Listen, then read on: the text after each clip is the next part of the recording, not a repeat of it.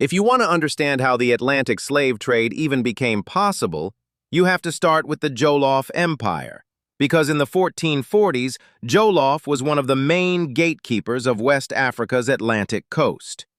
In the 15th century, Jolof was a Wolof-led confederation in what is now Senegal and parts of Gambia and Mauritania.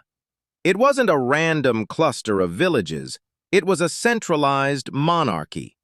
At the top was the Buur-ba Jolof, the emperor, and under him were powerful vassal states like Wallo, Cayor, Beol, and others, each ruled by their own kings but owing tribute and loyalty to Jolof. Jolof's power came from controlling trade routes between the Atlantic coast and the interior. Goods like gold, salt, cloth, leather, cola nuts, and grain moved through its territory.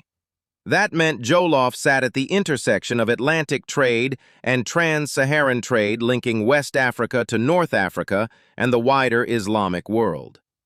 Culturally, the empire was a mix of Wolof, Serer, and Fula communities.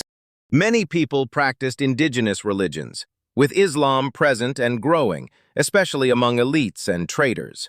Griots preserved history, nobles managed politics, farmers and herders sustained the economy, and warriors defended the realm.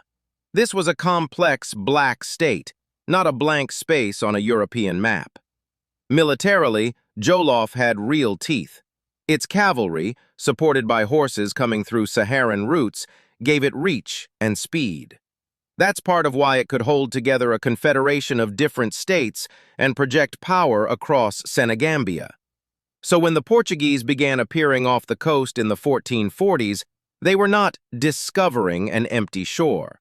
They were approaching a functioning African empire with its own diplomacy, its own military, and its own sense of what was acceptable. Early contact was not just violence, it was also negotiation and controlled trade.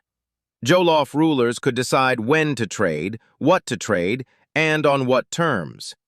That leverage is one reason Portugal initially had to move carefully and rely on raids in less controlled coastal zones, rather than simply walking into Jolof territory and doing whatever they wanted. The key takeaway for this decade is simple. When Europe knocked on West Africa's door, Jolof was standing there, organized, powerful, and fully capable of saying yes, no, or not like that.